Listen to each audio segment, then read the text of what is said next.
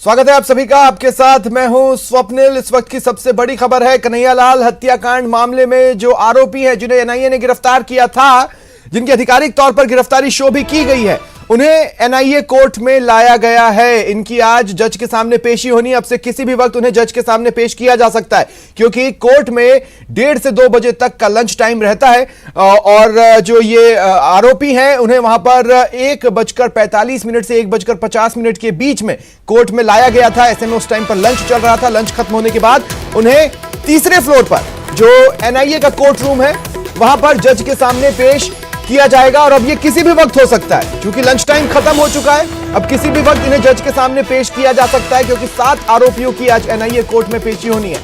मुख्य आरोपी मोहम्मद गौस, रियाज अत्तारी को पेश किया जाएगा। इसके अलावा आसिफ, मोहसिन, वसीम अली, मोहम्मद मोहसिन और फरहाद मोहम्मद की भी आज पेशी होनी है। आपको बता दें 28 जून को कन्हैयालाल की हत्या हुई थी और हत्याकांड के सामने आने के 4 से 5 घंटे के भीतर मुख्य आरोपियों को गिरफ्तार कर लिया गया था। इसके बाद उन्हें एनआईए को हैंडओवर किया गया। जब एनआईए ने यह केस टेक ओवर किया, एक्सक्लूसिव तस्वीरें आप अपनी टीवी स्क्रीन पर देख पा रहे हैं। कोर्ट परिसर में पुलिस की गाड़ी पहुंची जिसमें ये सभी आरोपी थे और बापर्दा थे। सभी आरोपियों के चेहरों को एक काले कपड़े से ढका गया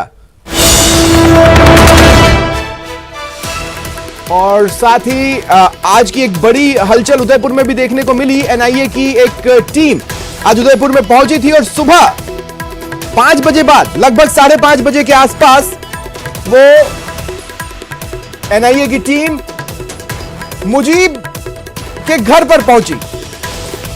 अब मुजीब का किस तरह का कनेक्शन है हत्याकांड से, यह जांच का विषय है, लेकिन अब तक की जो जांच हुई है उसमें मुजीब का नाम भी सामने आया, जिसके बाद एनआईए टीम कड़ी दर कड़ी जोड़ते हुए उस तक पहुंची और मुजीब सिद्दीकी को हिरासत में लिया गया। पूछताछ की जानी है। ऐसे में एनआईए की टीम पूछताछ के लिए मुजीब को अपने साथ ले गई है। एनआईए की टीम ने आज सुबह उसके घर में दबिश दी थी। हालांकि संदेहास्पद कोई चीज उसके घर से नहीं मिली। अन्य जगहों पर भी एनआईए की टीम गई है और वहां भी खंगाला गया है आशंकाओं को, संभावनाओं को, जो कि इस केस को सॉल्व करने में एनआईए की मदद कर सकता है।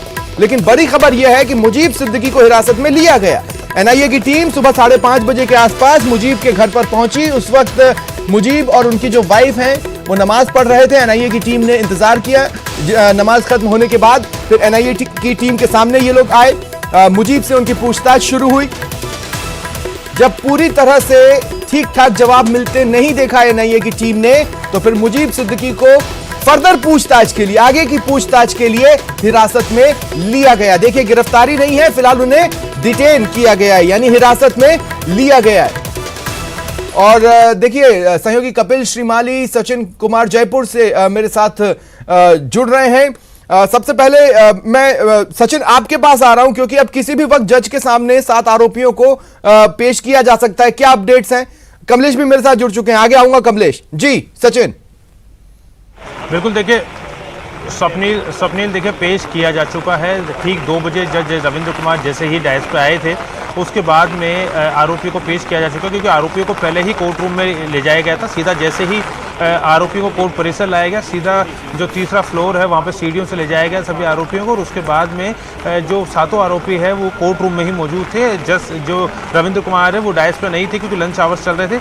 और ठीक 2 बजे जज रविंद्र कुमार डायस पे आ गए हैं और अभी जो पेशी की कार्रवाई है वो शुरू हो चुकी है। एनआईए की ओर से दलीलें दी जा रही है कि अब तक की पूछताछ में क्या कुछ सामने आया और अब और क्यों पूछताछ की आवश्यकता जो है वो एनआईए को पूरे मामले को लेकर है।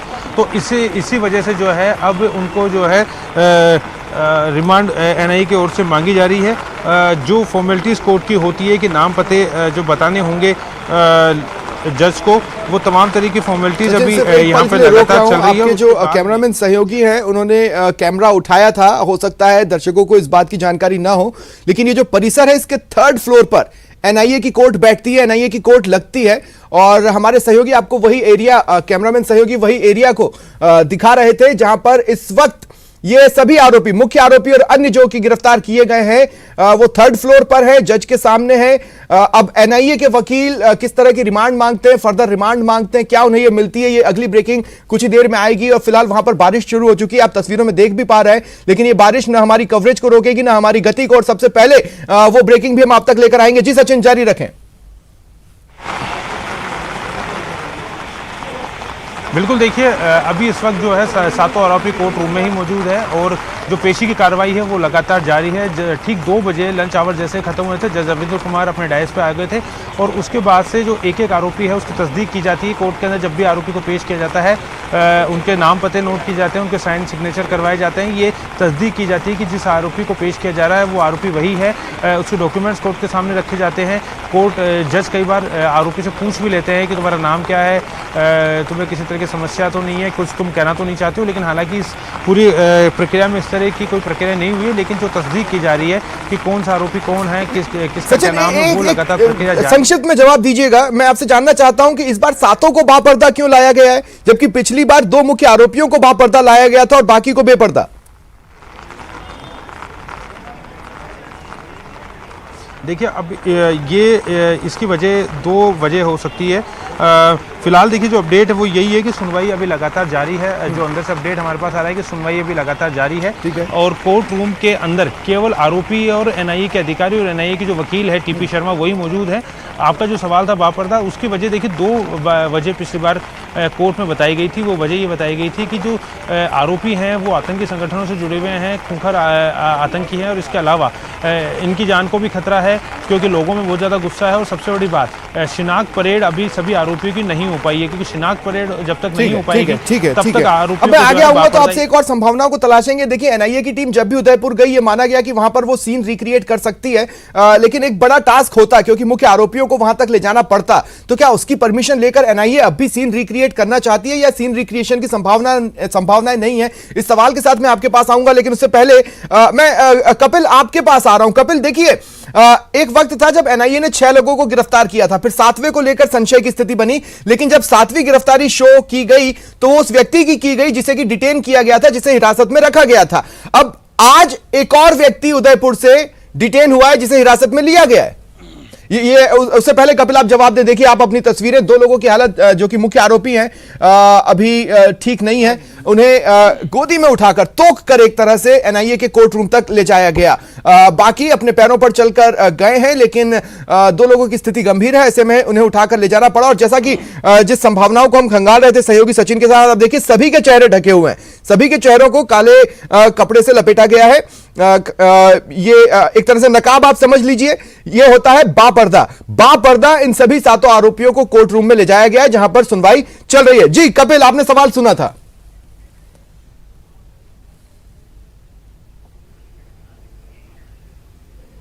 देखिए एनआईए की टीम लगातार कार्रवाई कर रही है और जिस भी व्यक्ति को गिरफ्तार किया गया इस मामले में उसे पहले डिटेन किया गया था। डिटेन करने के बाद उससे तकरीबन 1-2 दिन तक पूछताछ की गई थी और पूछताछ में संलिप्तता सामने आने के बाद में एनआईए ने उन्हें गिरफ्तार किया है। अब पहले की अगर हम गिरफ्तारियों की बात करेंगे तो रियाज अतारी और गौस मोहम्मद को भी 1 दिन हिरासत में रखा गया था। इन्हें राजसमंद के भीम से जब पुलिस ने पकड़ा था तो उसके बाद में उदयपुर लाकर एटीएस के सुपुर्द किया गया और एटीएस की टीम ने 1 दिन उससे पूछताछ की।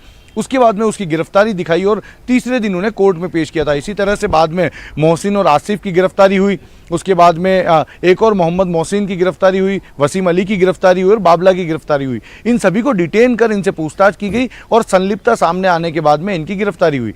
अभी भी आप देखिए कि आज तकरीबन 4 से 6 लोग बताए जा रहे हैं जहां पर एनआईए की टीम ने उदयपुर में दबिश दी थी। दबिश देने के साथ ही देखिए मैं आपको कुछ सेकंड के लिए रोक रहा हूं, कपिल आप अपने जवाब को जारी रखिएगा। ये जो मुजीब सिद्दीकी है जिनके कांग्रेस से कनेक्शन भी सामने आए हैं, जो कि अंजुमन सदर भी हैं, उसके फोटोग्राफ को, उसकी तस्वीर को हम अपने दर्शकों तक पहुंचा रहे हैं। उसका फोटोग्राफ आप अपने टीवी स्क्रीन पर देख पा रहे हैं। ये वो आरोपी है कन्हैयालाल हत्याकांड मामले में। हालांकि इनका किस तरह से कनेक्शन रहा है इस मामले में, क्या ये उन लोगों में शुमार रहे जिनके उकसावे में आकर कन्हैयालाल की हत्याकांड को मुख्य आरोपियों ने अंजाम दिया, या फिर ब्रेन वॉश वाली जो बातें सामने आई हैं उसकी ये कड़ी रहा है? क्या इसका डायरेक्ट इन्वॉल्वमेंट रहा है, नहीं रहा? ये तमाम वो बातें हैं जो एनआईए खंगाल रही है। लेकिन तस्वीरें हमने आपको दिखाई आज मुजीब सिद्दीकी जिसे हिरासत में लिया गया। कपिल जारी रखें।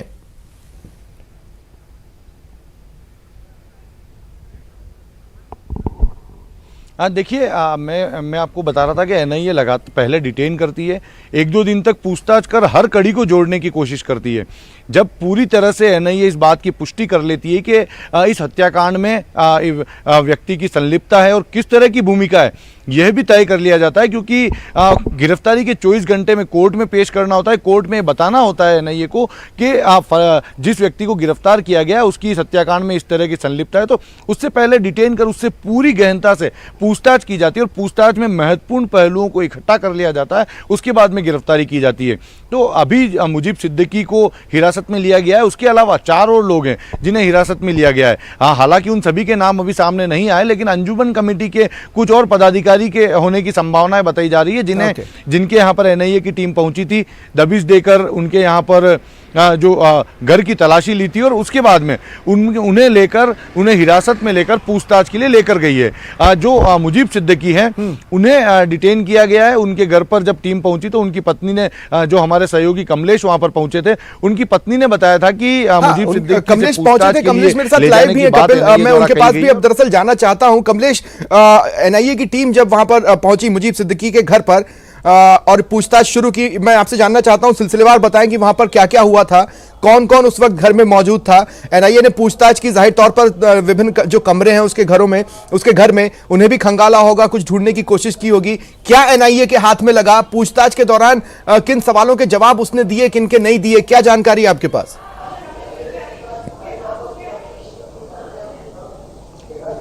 जी स्वप्निल, मैं आपको बताना चाहूंगा कि आज सुबह करीब 5 बजे जो है कि एनआईए की टीम मुखर्जी चौक स्थित सिद्दीकी के घर पहुंची, जहां पर मैं इसमें मौजूद, आप देख सकते हैं कि सदर हैं अंजुमन कमेटी के, उनका ये निवास है। इसी निवास पर सुबह आज टीम पहुंची। टीम यहां सुबह पहुंची तब सिद्दीकी और उनकी पत्नी समीना सिद्दीकी नमाज पढ़ रहे थे, लेकिन नमाज पढ़ने के दौरान टीम ने काफ़ी देर बाहर वेट किया। उसके बाद जब टीम घर में पहुंची, घर में पहुंचने के बाद उन्होंने जो है कि घर के सारे कमरे को खंगाला, तलाशी ली। तलाशी के दौरान कोई भी किसी तरह की कोई संदिग्ध वस्तु या सामग्री उन्हें नहीं मिली, लेकिन ये कि करीब 5.5 घंटे लगातार उन्होंने एनआईए की टीम ने दोनों से पूछताछ की, परिवार के दूसरे सदस्यों से पूछताछ की। वो लगातार पूछताछ करने के बाद कोई संतुष्ट जवाब उनको ऐसा लगा कि कमी है। ऐसे में टीम जो है कि मुजीब सिद्दीकी को अपने साथ पूछताछ के लिए फिर से यहाँ से ले गई।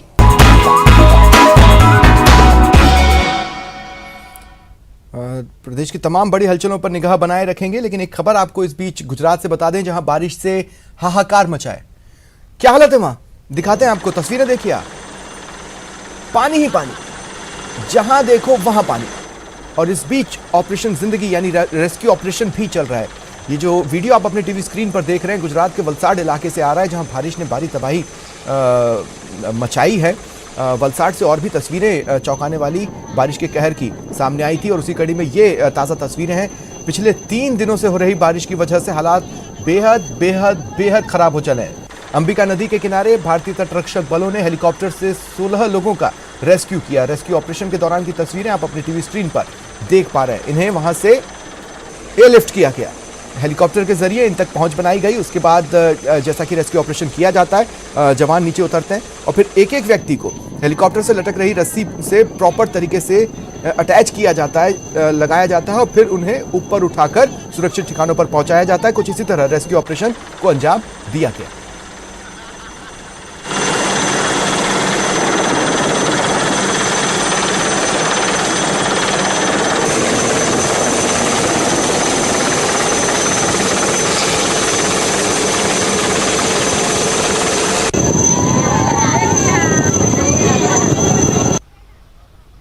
और उधर गुजरात में भारी बारिश ने तबाही मचा रखी है। अन्य इलाकों से भी जो तस्वीरें आई हैं वो बारिश के कहर को बयां कर रही हैं। आप अपने टीवी स्क्रीन पर देख पा रहे हैं, मूसलाधार बारिश हुई है। देखिए पूरे प्रदेश में मूसलाधार बारिश हुई है, जिससे गुजरात पानी पानी हो चला है।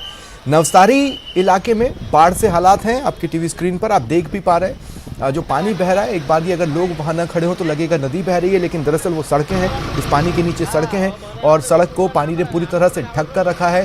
सड़क पर पानी है, घरों में घुस गया है पानी, दुकानों में घुस गया है, जो संस्थान है, परिसर है, वहां पर भी पानी ही पानी।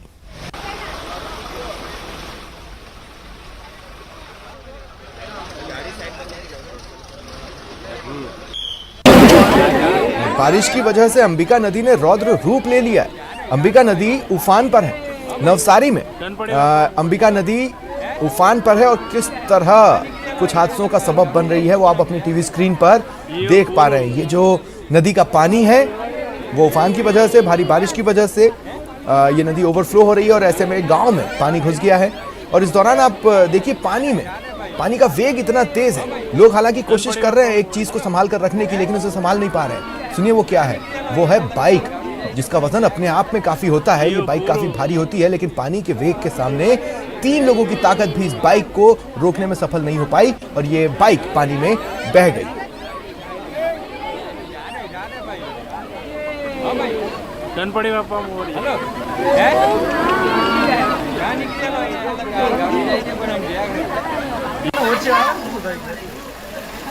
और इधर राजकोट में मूसलाधार बारिश हो रही है, लगातार बारिश हो रही है, जिसके कारण जगह जगह पानी ही पानी भर गया है।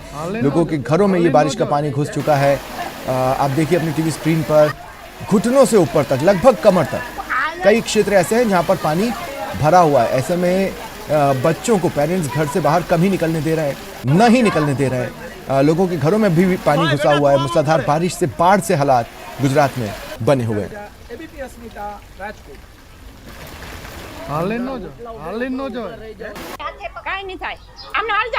और अब आप देखिए कच्छ से क्या तस्वीरें आई हैं। कच्छ इलाका, देखिए भौगोलिक परिस्थितियां जो कच्छ की हैं वो आपसे छिपी नहीं है। और अब इन तस्वीरों को देखिए आप, एक बार की यकीन करना मुश्किल होता है कि कच्छ से इस तरह की तस्वीरें आ रही है। मूसलाधार बारिश की वजह से पानी वहां पर कहर बरपा रहा है, प्रहार कर रहा है लोगों की जिंदगी पर। लगातार बारिश के कारण लोगों के घरों में भी पानी घुस चुका है, बाढ़ से हालात हैं। अंजार के मारुति नगर, अंबे नगर इलाकों में लोग बेहद परेशान हैं।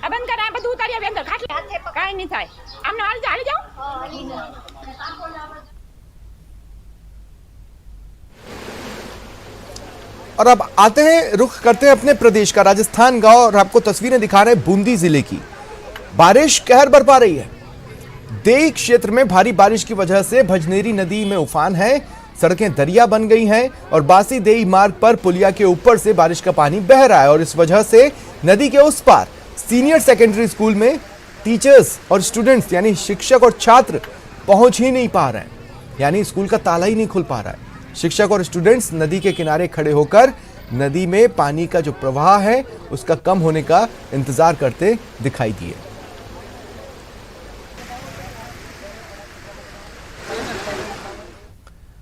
और झुंझुनू में मारपीट की खबर है। पचलंकी गांव में एक युवक से मारपीट की गई, उसका वीडियो बनाया गया और फिर अब ये वीडियो वायरल है।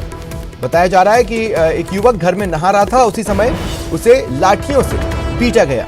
देखिए ये तस्वीरें हैं आपकी टीवी स्क्रीन पर। वो नहा रहा था, इसी दौरान कुछ लोग पहुंचे और तड़ातड़ उसे वार करने लगे। वो बाहर की तरफ भागा, भागकर अपनी जान बचाने की कोशिश किया, लेकिन बच नहीं पाया। लोगों ने उसे घेर लिया और ताबड़तोड़ एक के बाद एक उस पर वार करते चले गए।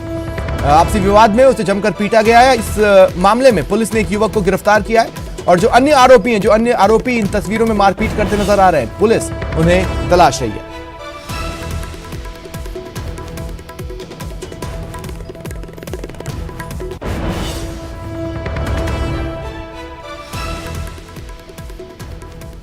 तो लोगों की निर्ममता देखिए, लोगों की क्रूरता देखिए, एक शख्स पर ताबड़तोड़ वार किए जा रहे हैं।